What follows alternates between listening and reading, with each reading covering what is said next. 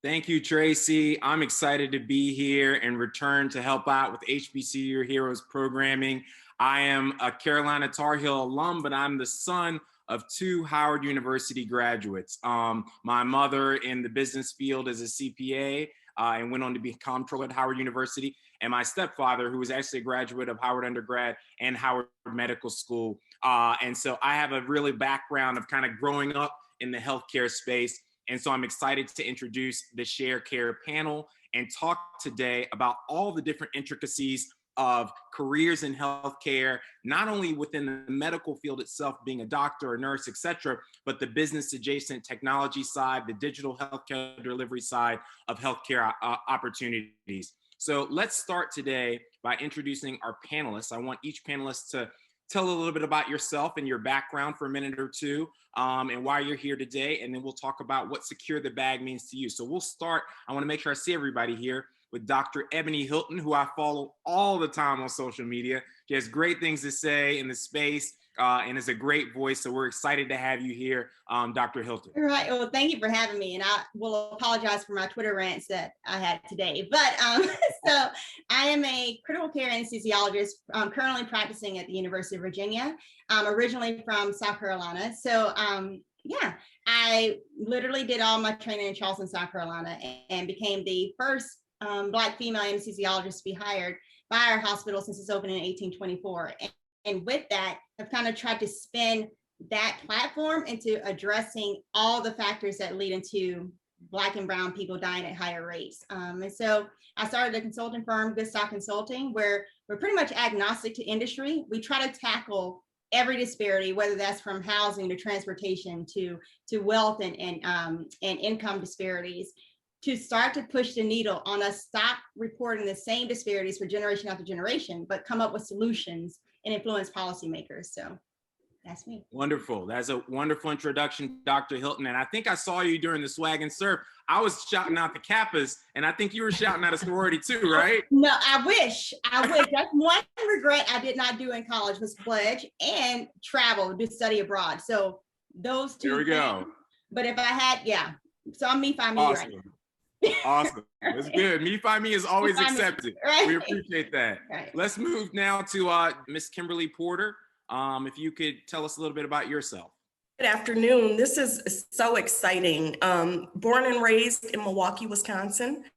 I currently live in Fort Worth, Texas. I am a Sharecare colleague. However, I work under the Blue Zones Project platform, which is a community-wide well-being initiative. I'm responsible for scaling training across 60 Blue Zones communities. I serve as the Blue Zones Project co-chair for health, equity, diversity, and inclusion. That is my passion, that's my love. I've always been involved in initiatives to address health disparities or even strategic plans to help to improve communities on a grassroots level. I am an active member of Delta Sigma Theta Sorority Incorporated. I am also a graduate of Prairie View A&M University, and I am so over the moon excited to be on this panel. I like that. I always tell people that my mom pledged at a chapter you might know, Alpha Chapter, 1967 Delta Sigma Theta. So we all have the sorority connection at Howard University as well. So thank you, Ms. Porter. Let's go with Ms. Hall, Jen Martin Hall. Can you tell us a little bit about yourself? Yeah, sure. Hi, my name is Jen Martin Hall. I work at Sharecare and I oversee corporate communications here. So I've been with the company for, actually today is my 8th anniversary at Sharecare. And I actually came to Sharecare from Apple. I was out in California, but got the opportunity to relocate to Atlanta, which is obviously a really amazing place. And I think at the nexus of some really important change for our country. So Sharecare is very proud to be headquartered here. I am originally from Jackson, Mississippi. And when I say Jackson, Mississippi, I really mean Canton, Mississippi, which is a tiny, tiny town right outside of there. And so from a very early age had unfortunately seen up close and personal for a lot of my friends and neighbors, the kind of the seeds of systemic racism, and really, frankly, probably deeply rooted trees. And so I feel very fortunate to have had the family and the friends around me that I had, and have really tried to carry through and do as much as I can to help to support people across the board to be able to get the right opportunities. And again, we're just grateful here at Sharecare to be a part of this, and hopefully some of the 180 job openings that we have will be of interest to some of the students watching today. So I like the sound of that. All kinds of opportunities. We are very thankful that Sharecare is sponsoring and partnering with HBCU Heroes to bring this panel to light, and to talk about, like you said, not just the traditional careers in healthcare, right, but opportunities with firms like Sharecare and the digital paths that may be available in healthcare as well. So thank you so much for your time. And what you didn't say about Jackson is home of Jackson State. Yes, it is. Great HBCU. So we are always happy to partner with them, and we appreciate you kind of bringing that history as well. Absolutely. Awesome. Dr. McFadden, so hopefully you have your volume all set now, and you can tell us a little bit about yourself. Can you hear me now? We can. Can you hear me now? Famous line, right? So listen, I'm excited to be here. I'm also a member of Dr. Hilton of McFadden. I am a graduate of Xavier University in New Orleans, a fantastic institution. I married a Delta who's from Mississippi. And so I have some affiliation, I guess. But I went to medical school, Temple University School of Medicine. I did my general surgical training in South Carolina, my colorectal training in Atlanta, and I'm currently a professor at the University of South Carolina in Greenville. I'm also the vice chair of operations there and a member of the Aspen Global Leadership Network, where part of that work has involved creating programs such as the Call Me Doctor program, where we go into the schools and do some hands-on training and do some education about what it's like to be a doctor. So I'm just excited to be here today and looking forward to a great discussion. Thank you so much for your time and your input, Dr. McFadden, and the entire panel. Let's jump right in with our favorite question that we love to keep as a theme across all of our HBCU Career Fest. And that is, what does the term secure the bag mean to you? I mean, obviously it came out of, the culture. We're doing it for the culture. But when you think about it, what does secure the bag mean to you? And we'll go back and start with Dr. Hilton. Yeah. When I think of secure the bag, what I immediately think of is just owning the room, regardless of if I am invited to the room. When I enter into a space, to be truly authentic to who you are. I think oftentimes we think that in order to be an expert, we need to have these degrees on the wall, but truly living your lived experience will give you insight that no class could ever provide for you. And to understand, we can oftentimes have this imposter syndrome of, am I good enough? But truly, you are not only good enough when you're on this hamster wheel trying to be successful. The amount of work it takes to kind of navigate that world that you're not necessarily accustomed to truly does make you an expert before you even graduate. So hone in on your skills, be authentic to your voice, and make sure they actually pay you for your voice. Your expertise should come with a couple of zeros behind it. So, yeah.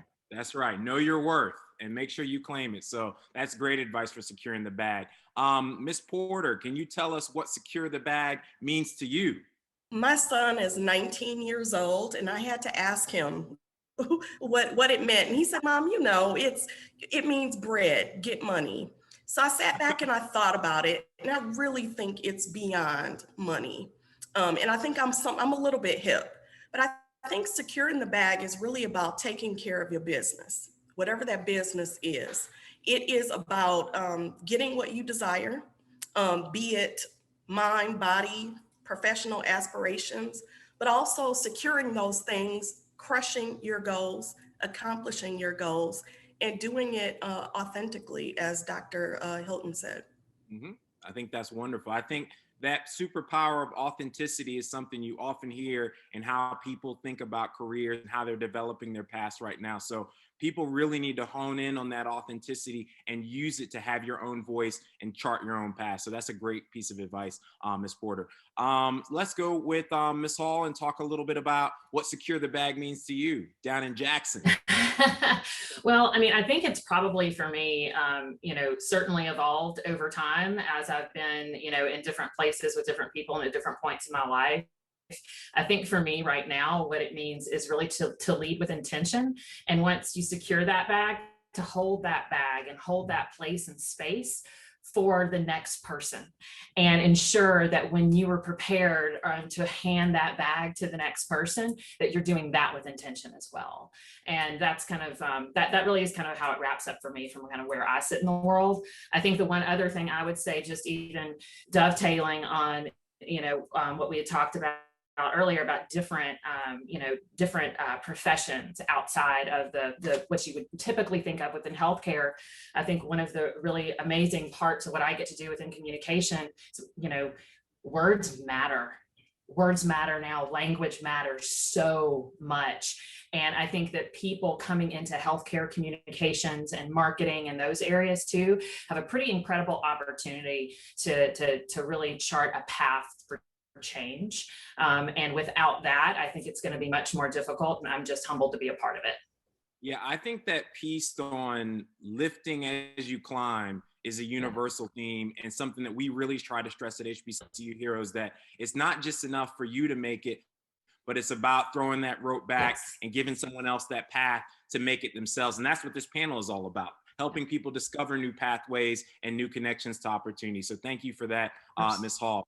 Dr. McFadden, what does secure the bag mean around your way? So I think about there's a great line in the 1990s hit "What's Love Got to Do with It?" What's love got to do with it? Right? Remember that movie where Tina's in court and they're asking her, what does she want? And she says, "Just give me my name." Right? Mm-hmm. And there's something so powerful about that once you have that degree, once you have that body of work that you've done, nobody can take that away from you, and that becomes transparent. I've enjoyed watching my sister, Dr. Hilton, Dr. Cottle, all the greats use this degree that they probably never thought they would use it for, doing the platforms they're doing, spaces that they're speaking on, because they own it, right? They put the work in. And so when I think about securing the bag, I think about owning everything that you worked hard to get, whether that be a degree or that just be the hard knocks of life, but owning it and taking it to the table as it being good enough, if not better, to do the job that you need to get done. Yeah, definitely. The whole, I am somebody and I can take up space and I can own any room. So I think that's a very important message.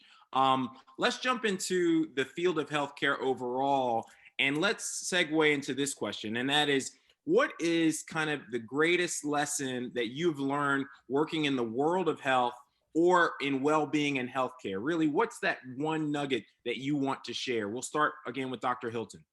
I think the one nugget is that health does not happen within a hospital.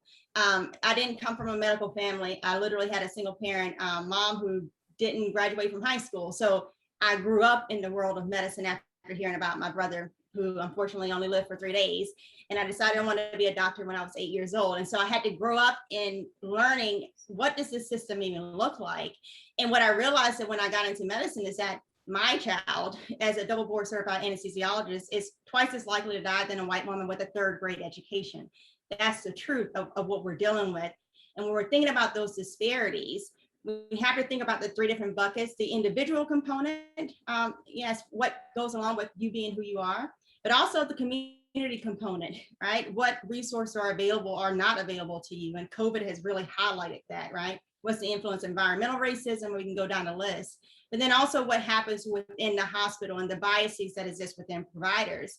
And so what I've done with my career is say, okay, I know though that 50% of health outcomes are literally related to where people eat, live, sleep, and play, right? What's happening in those communities?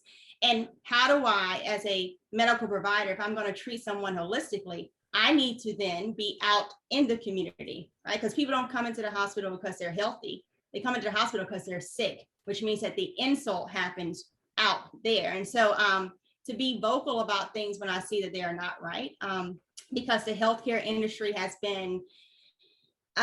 a history of not doing the right thing. And so to hold accountable the institutions that are increasing the risk of whether or not we live or die. I think it's so important that you shared that, you weren't born with a silver spoon, and that you found your way into the healthcare field through hard work, through curiosity, and a personal passion. And I think so many people need to understand. Even I talked about my father, who was an immigrant from Nigeria, drove a taxi to put himself through med school, and had a dream to become a doctor. And so there's so many people who can enter that field without necessarily having that silver spoon background. So thank you for sharing that, Dr. Yeah, I actually think it makes me a better doctor that I didn't, because I can understand when I'm dealing with someone, a person. I don't like to call people patients, but when I'm dealing with a person, I can understand when we say they're not compliant. If I have to decide between feeding my family, keeping a roof over my head, or paying this copay, then I have to feed my family. And so it makes you think about the system. You see the gaps in the system. And that's what I hope people realize. When you're one of those vulnerable populations or targeted populations, because of your lived experience, you already know what the flaws of the system are, which means that you automatically also know what the solutions are. And that's what makes you an expert. That vision really helps people see the gaps and cover up some of those blind spots. So thank you again for that, Dr. Hilton. Ms. Porter, what's the greatest lesson for healthcare that you'd like to share? I think it's never downplay your lived experience. Speak up, or as you guys would say, boss up when you're in a room. Frederick Douglass, I think, said it best. He said, mustering up the courage to speak up is never easy, but taking that leap can be changing. It's changing for yourself. It's a change for other people in the room. It's a learning opportunity. And my father would always say, when you walk into a room, take up space. Does everybody know what that means? Take up space. You belong. You belong in every room you walk into. You are enough as you are. I'm 46, and I whisper that to myself every single day. Every day I tell myself I am enough. And taking up space is more than just words coming out your mouth. It's owning your hair. It's owning who you are when you're in that room, and being genuine, but also speaking up for your people and your community when you're in that space. And to me, that's the great lesson. Ms. Porter got me over here getting a little misty-eyed. I'm inspired by those words because they mean so much. And I think that's so powerful that, when we think about just not securing the bag, but one element of that is something we need to continue as a theme, which is knowing when to boss up and knowing how to own a room and what that means, and being prepared. They always talk about how, luck is the intersection of preparation and opportunity. And that is about being prepared so that when you have that opportunity, you can boss up. So thank you for that, Ms. Porter. Ms. Hall, let's talk a little bit about what your greatest healthcare lesson is. Well, I actually had not worked in the healthcare industry until I came to Sharecare. So I've technically only been in healthcare for 8 years, and had, about 15 years under my belt prior to that, in communications. And I think, what you think you learn in healthcare one day is probably different the next day based on what you learn then. But what I will say, one of the things that has stuck with me the most over probably the last 18 months, 2 years, frankly, has to do with a lot to do with Dr. Hilton, and just how important transparency and authenticity is in healthcare. And when you bring your whole self to the table, regardless of if you are working, helping a person who is ill, or if you're educating someone through a social media video, or you're helping people make decisions about what real DEI policies need to be inside of organizations to kind of break those barriers of systemic racism institutionally. I mean, that is going back to what Kimberly said, that is bringing your life experience to the table. And, no one should ever be afraid to be their authentic self, no matter what that self is or how you define that self. And, what I've seen from some of the most, the people in organizations I've worked with that have made the most impact and who have felt the most fulfilled were always true to themselves. And I think that healthcare, for me, it's been underscored even more so within this industry than it has even the others I've worked in.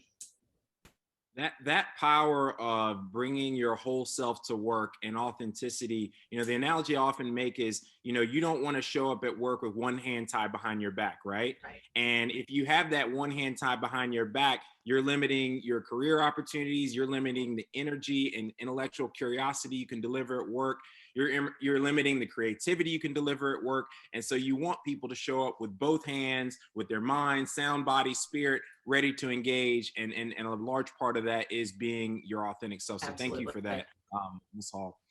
Dr. McFadden, your greatest lesson. Well, I think earlier on in my education and career, you have this sort of thought that, not growing up with parents that were doctors, that everyone has answers that you don't have.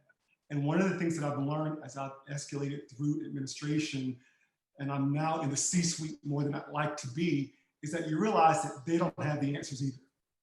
And you realize that you brought in all of your collective life experiences. No one has lived your life. And I remember, and I always remember, my grandmother. I had a grandmother who didn't get past the 5th grade, who sacrificed her health at the detriment and for the betterment of her family. And so she had many, many health problems. And I remember growing up, taking her to doctor's appointments. And I remember sitting in doctor's appointments, her listening to the doctor and walking out, not knowing at all what the doctors just said. And that reminded me years later, just when I'm in a room with a patient of mine who's diagnosed with rectal cancer, a 65-year-old Black female. She looks at me, as soon as I walk in the room, she says, "You're the first Black doctor I've ever seen." And we have a conversation that I'm sure she would not have had anywhere else because of my collective experience with my grandmother, of being able to listen, to make the language be in a place that's digestible for her. And it reminds me every day that everything that I've experienced, even though it may not have been what my classmates or others have, it's what I have needed to bring to this table and the platform that will connect with my patients and anybody that I'm speaking with on a daily basis. So no one else has lived your life experiences. Own it and bring it to the table. Yeah. What's funny is we forget some of the lessons that we all learned at, Big Mama's church bake sale. And how important they are to be able to communicate to all audiences. And as they say, walk with kings, but never lose the common touch. And so I think that's very, very important, Dr. McFadden. Let's talk specifically about barriers that persons of color face in hospitals, in healthcare environments, adjacent businesses. What are some of those unique barriers, and how do you overcome some of those barriers within the healthcare industry? Dr. Hilton. Yeah, I think barriers exist within the hospital system, just like they do in any other business. One of them ones being just exposure and opportunity. Again, I didn't come from a medical family, and my mom didn't graduate from high school. So there were no doctors, lawyers, teachers within my neighborhood. I did not know what that looked like. And it came through, though, that there's always opportunities that if you look around will fall in your lap in a way. You never miss an opportunity to talk to someone, never miss an opportunity to be vulnerable with someone and say, I don't know what you mean by taking the MCAT. When am I supposed to sign up? How do I sign up? I think being your true authentic self has helped me to have these experiences that I otherwise would not have been able to have. I'm not ashamed of anything of who I am because I know that I come from greatness and that I can create greatness. But I think those barriers, when we're talking about the system itself, when we're talking about physicians, for instance, 2% of all physicians, Black females, we only make up 2%. It's been one of those things where we don't necessarily have mentors, but that makes us even more vocal about saying how the system is flawed, how we must change it, how we can't just rely on high schoolers and go into the high school and say, now you want to be a doctor. No, we need to start actually before children are even born, for one, but also start in the elementary schools and start to spark those interests in the STEMs and put our money where our mouth is. If we're going to ask for persons to really pour into this field and industry, we have to set that foundation at earlier and earlier ages. Great. I think that's great advice, Dr. Hilton. Thank you for sharing. Ms. Porter, what do you see as some of the roadblocks and disadvantages for persons of color? And then more specifically, once we identify a problem, what are your recommendations for how we kind of get over that bridge? I honestly think that the healthcare industry, or even well-being, it's wide. and we tend to forget that. And there's so many opportunities outside of just being a doctor or being a nurse in the field of health and well-being. I don't have a medical degree like Dr. McFadden or Dr. Hilton. However, I've worked on a variety of large-scale health projects, from infant mortality to food access, walkability, bikeability, green space, community gardens. We tend to forget that all of that impacts a person's health and their well-being. So I guess what I'm saying is, if you're into community healing and healing people, whole person, look, not that I'm saying that being a doctor is not the thing that you want to do. That's not what I'm saying, but I'm saying there's so much more to the field. And I have colleagues that are into campaigns. You can work on a public health campaign. Population health is huge. On the business side, legal side, policy, changing an ordinance, thinking about smoking, smoking ordinances. There's so many other ways to impact health. Just open your mind when you're looking at it.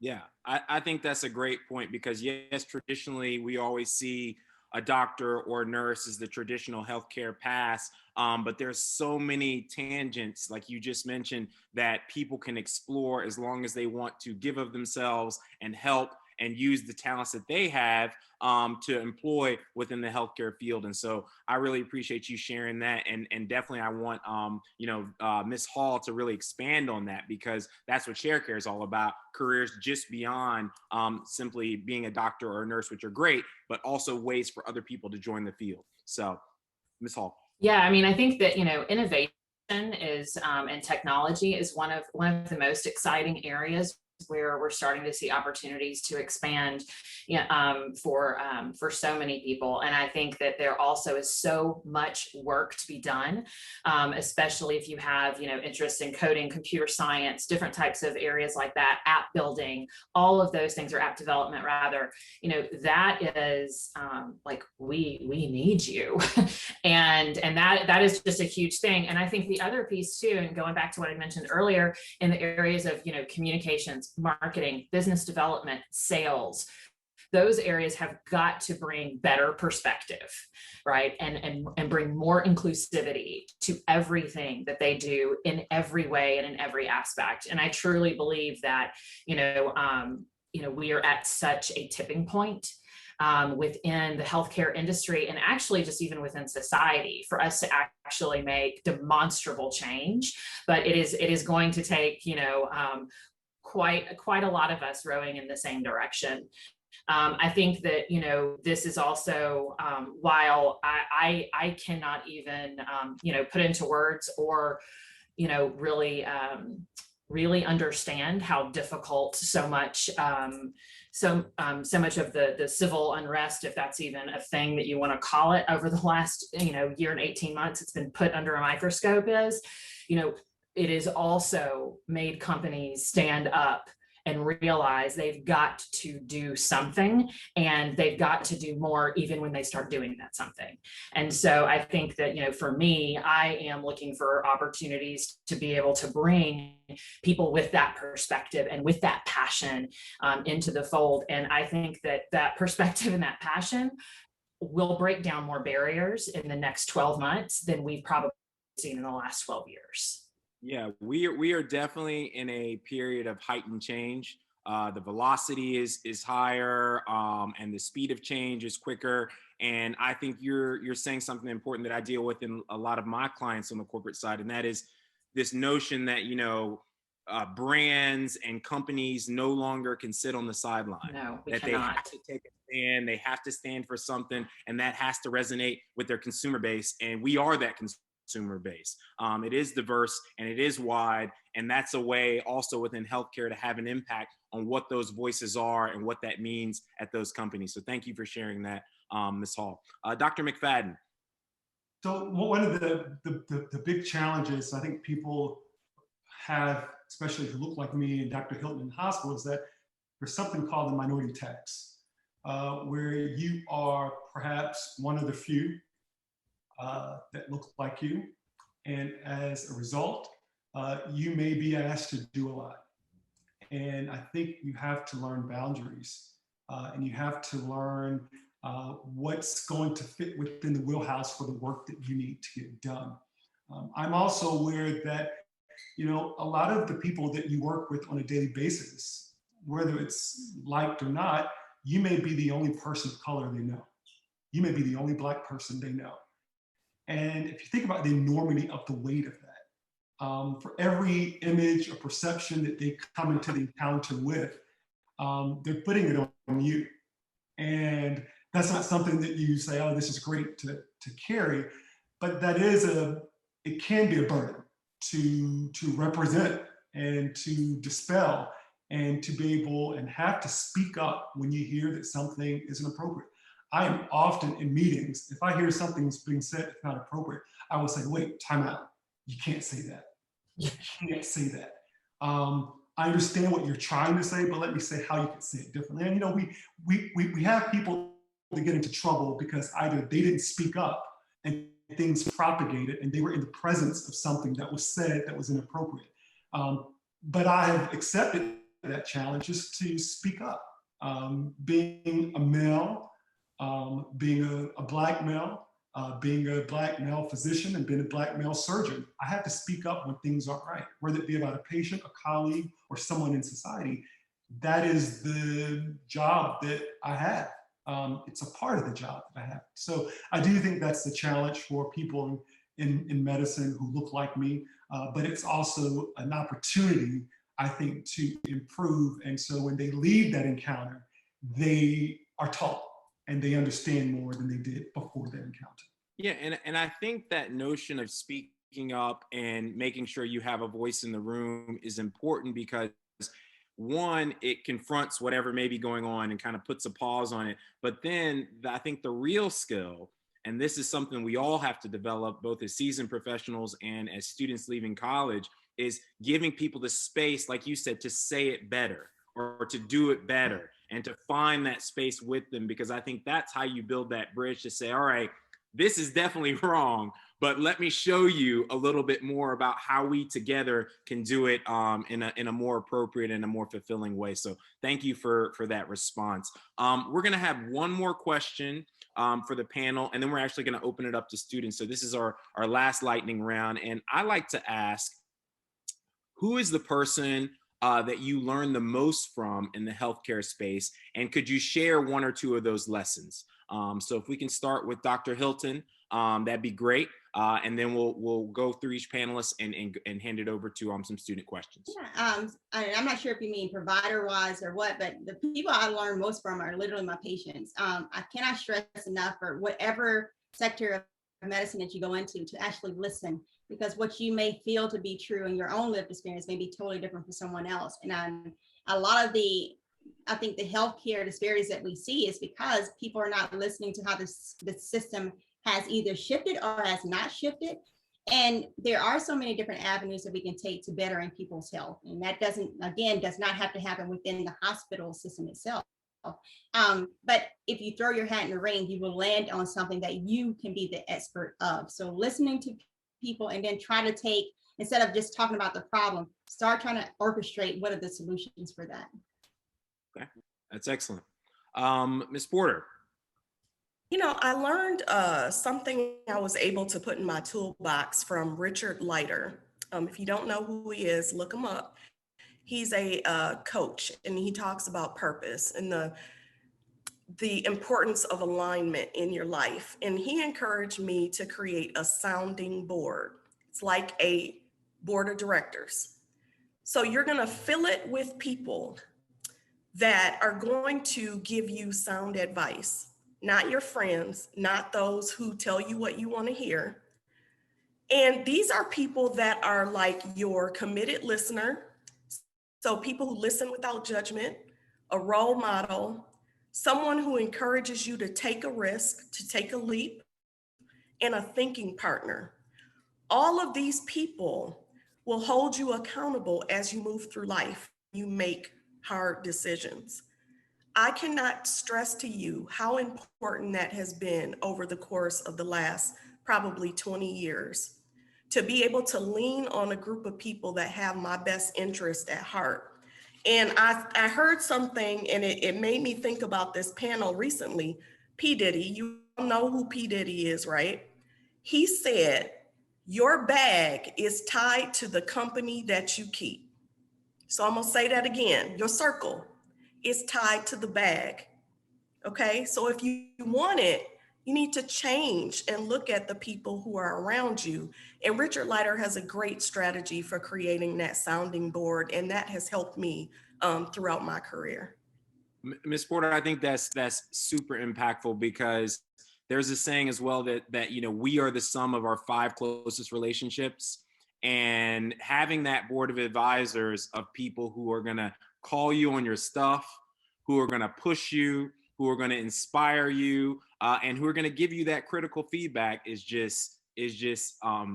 there is no value you can place on that. And also having that panel of folks who are going to evolve over time. So just because someone's been on your panel or board of advisors for a year or two doesn't mean they're going to be there in 10 years. You know, you've got to keep that panel fresh of folks who are going to do that for you. So thank you for that advice. Ms. Hall. You know, I feel very, very fortunate to work at Sharecare and for our founder, Jeff Arnold, who, you know, if you guys don't know, he's the guy that founded WebMD. And so he's obviously been a huge, you know, change maker and influencer to me in so many ways for far before I came to work for him. But, you know, I have to say, the person who has taught me the most and who calls me on my stuff on the reg is Dr. Valerie Montgomery Rice at Morehouse School of Medicine. And, you know, you know, just looking to her leadership and the way that she has conducted herself and the way that she commands a room and the way that she takes up that space. You know, it's just, there are so many incredible role models before us. And again, I think it's just the tipping point. And we're about to see amazing things. We just added Dr. Veronica Mallett to our board at Sharecare. We're really excited about that, as you know, with being the dean of Meharry. So it's just an incredibly exciting time. And I think that, you know, to your point about keeping that you know, cadre of advisors kind of rolling and rotating and evolving over time, you know, there are a lot of really incredible people that are ready and willing and excited to kind of help take you to that next place. Thank you for that. Thank you for that. Dr. McFadden. I look at the quote that says, you know, that we all stand on the shoulders of giants, right? I don't believe that any of us are self-made. I am here because my great-great-great-great-great-grandparents fought to end and get rid of slavery in their area where they were living in Carolina. I believe that the greatest mentors have been a collective body of those persons, the people in my community who continue to speak to me at my church, at the family reunions, who may not have graduated from college, may never have been seen inside of a high school, but yet they have the life experience to know what is right and what is wrong, who sent me $5 when I was in medical school because I might need a sandwich to eat. Those are the people that I have continued to learn humility. I've learned grace, and I've learned what it is to be a true servant from the people in the community. And those are the people that continue, I think, to provide direction, even when we talk about the pandemic, about what our community wants to tolerate, can tolerate, has questions about tolerating. Our community is powerful, and there's a lot of strength and energy that I get from our community members. And to me, those are the greatest mentors that I've had, the people that we serve and the people that we interact with on a daily basis. I think your point is very valid, and it reminds me of a quote of, "We all drink from wells that we did not dig." And that happens every day, and people are just, you know, drinking and drinking and drinking and realizing that someone else dug this well, and it's my responsibility not only to dig the next well, but to fill this one up. And so I think that's very, very important, Dr. McFadden. We have time now in our last 5 minutes for a few student questions, and I have some here in the chat, so I'm going to read the first one. This is from Mikhail Heures, and it is, what are some tips to own a room with confidence and be unapologetically you, to avoid being like a robot in terms of being human or maybe even arrogant? So that is the question from one of our students, Dr. Hilton. How do you own that room and being unapologetically you? Yeah, I think what sometimes stops people from doing that is just fear, right? But and to speak on what you guys were talking about, I'm from a place called Little Africa, South Carolina. So very early on in life, I got an appreciation of where exactly am I from. And when we're talking about Black people, I honestly feel like there's not a group of persons that have the strength that we have if you're African American. Because if you think about where you come from, if you're alive today, that means that your DNA in some form must have existed on literally the ships that went from Africa to the coast, Virginia to South Carolina. And that transit took about 3 months. And disease, lack of food, lack of sunshine could not kill your DNA, because if it could, you would not be here today.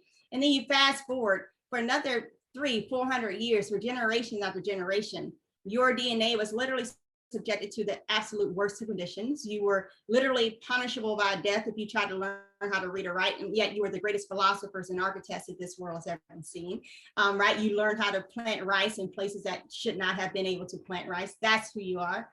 Fast forward another 100 years, your DNA was so powerful that when they told you were 3/5 of a human and you could not vote or ride this bus, you literally marched the streets of America and changed the greatest constitution in the world. Like, that's who your DNA is. And so when you walk into the room, understand that your DNA has literally been shaped by adversity, and there's absolutely nothing that you cannot achieve. And so speak from that truth. And if you do that, if you own exactly who you are and who you're tied to, and understand the fact that you do stand on their shoulders, and that nothing has ever prevented you from being here today, then nothing will ever prevent you from being there tomorrow. Yeah, so just knowing exactly who you are. You know, I have to say, we just went in our second church moment. So everybody who felt the spirit, you know, I want to make sure I was touched like you were. So thank you, Dr. Hilton, because that is so true in terms of being unapologetically you and knowing the legacy that you carry in your veins and in your spirit and your ancestors, and being able to apply that in professional spaces. So thank you for that. I mean, if I could say one thing, because if it weren't for Black people, literally, if it weren't for Black people, we would not have the definition of citizenship in the Constitution. If it weren't for Black people, we wouldn't have a definition of voting rights. If it weren't for Black people, we wouldn't even have what is the standards of care for health, right? Because that's what Tuskegee kind of uncovered. If it weren't for Black people, we wouldn't have the standardization of even public education. That was Brown versus Board of Education. Literally, Black people pushing for equality has shaped the very democracy that we celebrate in America. We are America. And so if you remember that when you're walking into the room, you will fill that space because you are made and created from greatness. So. The chat is just exploding with let them know, let them know, let them know. So we appreciate that, Dr. Hilton, very much so.